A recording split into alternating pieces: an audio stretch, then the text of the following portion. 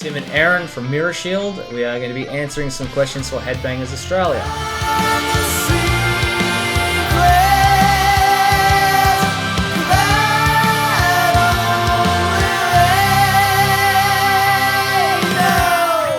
Pretty positively overall. We've had a few people come to us after shows and mention how they haven't really heard a band like us before. So yeah, in terms of in-person interactions, I would consider pretty positive experience so far. Yeah, certainly. And one of my favourite things is when people attribute some of our songs to, it reminds them of video games. So for example, someone will be like, well, that song reminds me of Golden Axe, or this song reminds me of Legend of Zelda.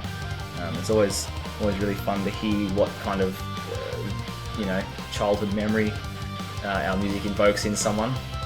Now, our name being Mirrorshield, I guess people make connections anyway. It's like, well, obviously these guys are nerdy Zelda fans, so...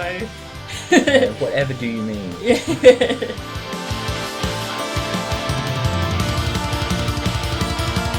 So there's a couple. In terms of the live setting, I would say it is Storm Call. It is straight to the point, no nonsense, heavy Viking metal song that you don't have to think too much about. You can just bang your head. Easily our heaviest. Yeah. Easily our heaviest. Yeah. The only song with more harsh vocals than clean vocals. Yeah. In terms of a recording setting, until 20 minutes ago I would have said Pedalfix Path, but I think Evergreen is probably the one now that off the album that people sort of relate to the most.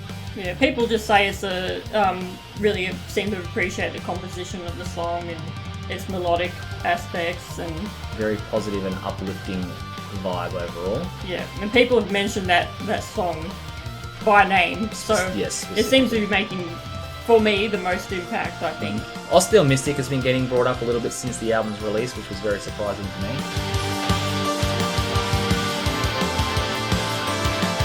Jared and I have known each other since high school, and since high school we have discussed doing some kind of power metal project. And it wasn't until towards the end of 2016 where I was stepping away from Trollgasm and sort of wanting to get back into live music after a break. I messaged Jared and I said, hey man, do you want to give this power metal thing a try? And he was all for it. And it just sort of so happened that the more we started writing material, the more the Trollgasm folk metal thing kind of started creeping back in, and we just ultimately decided, let's just, instead of doing power metal, let's do folk power metal. It was a little bit after that Erin joined. Yeah, I just tagged along at the end. And Danny, who was the bass player in Trollgasm, decided he wanted to get back into drumming after, I want to say, about 7 years. So he jumped on the kit for Mirrorshield. And in terms of the name, well, Erin's already mentioned it. We got that from Legend of Zelda. We'd spent months fiddling with names that had dragon in the title, and they just never sat right. And then just one day I was playing Zelda Majora's Mask. I got the Mirrorshield. I stopped what I was doing. I texted Jared. I said, what about Mirrorshield? He said, I love it. And that was it. From then on, it was go mode.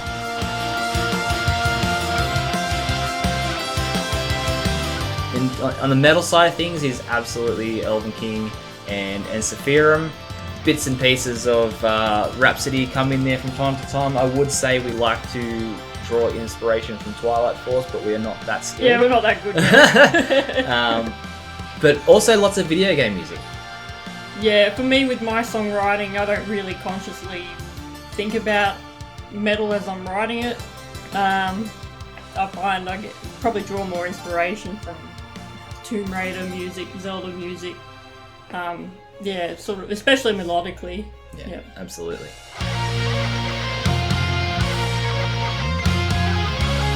So by the time this interview gets released, we will have started a tour in support of our debut album, Visions from a Crystal Light, which came out on the 12th of December 2024. We will be doing the odd show here and there in the middle of the year, and then planning another tour at the end of the year.